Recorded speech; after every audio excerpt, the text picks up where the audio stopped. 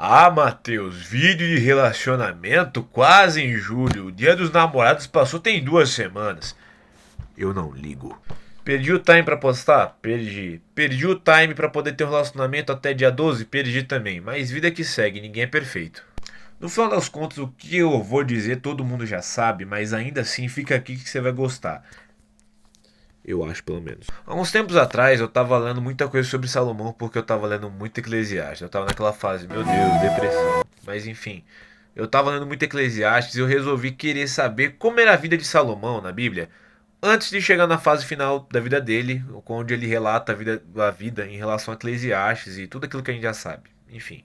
Uma coisa que eu achei muito interessante é porque geralmente quando a gente para pensar em Salomão, o que, que a gente pensa? Homem sábio, homem muito top.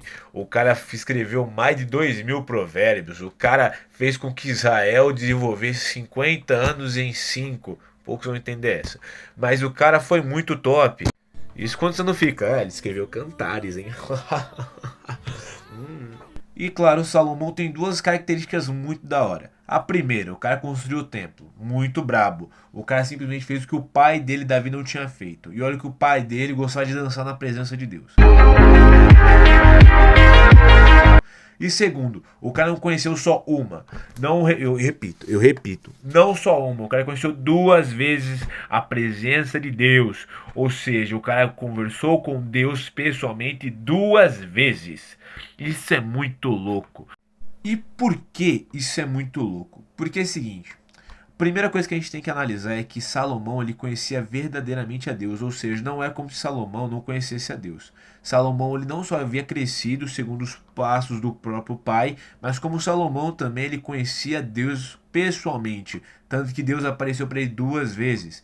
Isso é muito legal. A primeira onde ele pede por sabedoria a Deus e a segunda é que Deus promete a ele com que sobre a casa de Israel nunca houvesse a falta de um descendente dele. Ou seja, Deus não só havia chegado para ele e falava, Salomão, suave. Ele também falou, Salomão, não vai faltar herdeiro teu, viu meu filho? Vai que é tua. Todavia, existe uma cláusula sobre essa segunda aparição. Quando Deus promete para ele com que ele haveria seus descendentes sempre na casa de Israel, ele diz o quê? Mas você Salomão, e você os seus herdeiros têm que ser fiéis somente a mim e me servirem. Ou seja, para que houvesse descendência da casa de Israel, da linhagem de Salomão, ele e os descendentes dele teriam que ser fiéis a Deus. E daí você se pergunta, mas Mateus, o que que isso tem a ver com relacionamento? Ai, blá blá blá blá blá. Calma. É de conhecimento geral da população que Salomão teve 1.000 mulheres. Ele teve 700 esposas e 300 concubinas. E eu aqui sem ninguém, você também. Fazer o quê? Todavia, é aquela velha história. Salomão, por mais sábio que ele fosse, ele tinha uma coisa. Ele amava demais. Salomão amava demais. Isso era o problema dele. Mentira, ele tinha muitos problemas, mas amar muito era um deles. Você se pergunta, de onde veio tanta mulher? Salomão era um cara muito sábio, ele era um cara muito influente também na época dele. Tanto no final das contas, Salomão fez com que o reino crescesse muito e muitas pessoas ao redor dele começaram a prestar tributo para ele. Davam para ele madeira, davam dinheiro para ele, faziam tudo para ele. Falavam, meu Deus do céu, o cara é muito brabo. Tanto que é dito, né, que a rainha Sabá ficou sabendo do Salomão e falou, meu Deus, eu preciso saber quem é esse cara é muito esperto. O que não é muito diferente de você ficar tipo, meu Deus, Augusto Nicodemos, ele é tão esperto, eu preciso conhecer ele, meu Deus do céu. Não é diferente não. No final das contas, a fama de Salomão só foi crescendo conforme o tempo foi passando.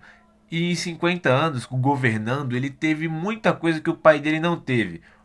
Porque, conhecendo os passos do pai, ele fez o quê? Cara, eu vou evitar guerra nessa parada. Eu não quero guerra. Ou seja, o que eu vou fazer para poder evitar guerra? Vou fazer filho, lógico. Vou pegar tudo geral. Você pode estar se falando, nossa, mas que solução burra. Mas não, na época era o que tinha. Quer acabar com a guerra entre um reino? Ô, meu filho tá solteiro, sua filha tá solteira, dá jogo, viu?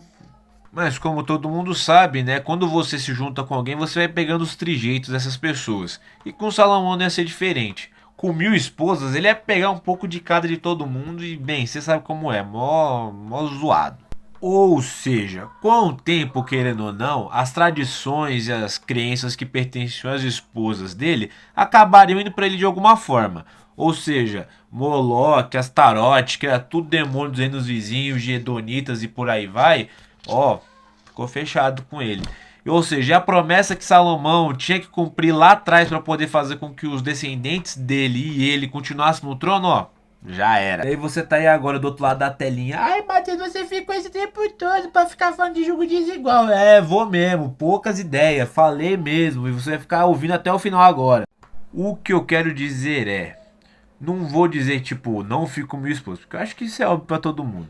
Mas eu acho que além disso, nós temos que ter dentre nós algo muito tratado no nosso coração sobre quem nós iremos nos relacionar e com quem nós iremos passar a nossa vida. Porque pensa assim, se Salomão, que é o homem mais sábio do mundo, ele acabou caindo por conta da mulher nas quais ele andava, dirá você, que vive à base de café com Deus Pai, pregação de David Leonardo. Fala, meu lindo! Que fica aí compartilhando de Deus, eu tenho tantas bênçãos, e você não cresce espiritualmente, dirá você para não cair no caminho errado, parceiro.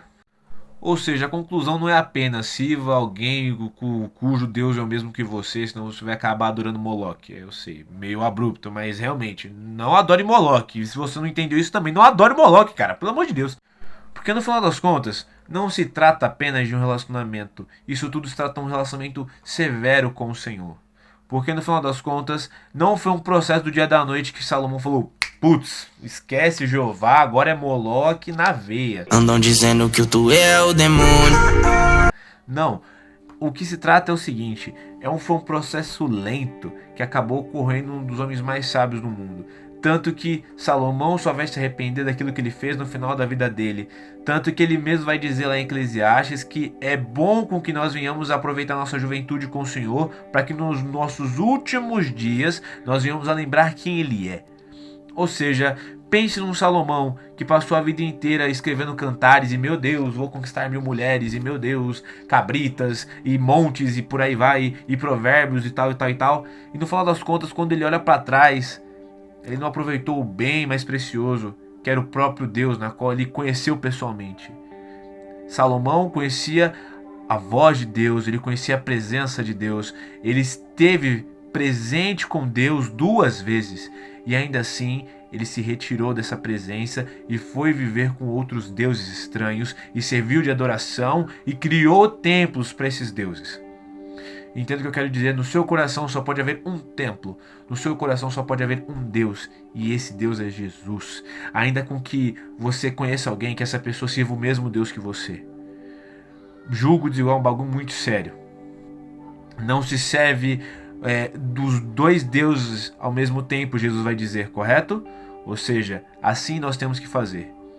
Não se serve ao dinheiro e a Jesus, não se serve a Moloque e a Jesus, não se serve a mais nada senão ao Senhor. Seu coração é dele, querido, e preze muito por isso.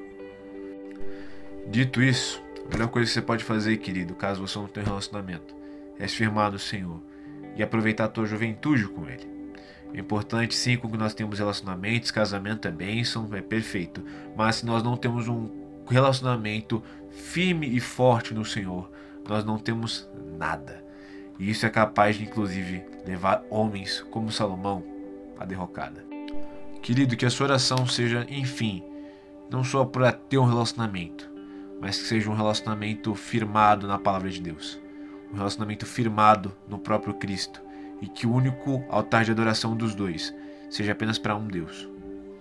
E que você continue assim até o fim da sua vida, para quando você estiver lá na frente você falar: meu relacionamento foi abençoado, meu relacionamento foi base de inspiração para outros casais, meu relacionamento foi bênção para outros casais, foi bênção para outras pessoas.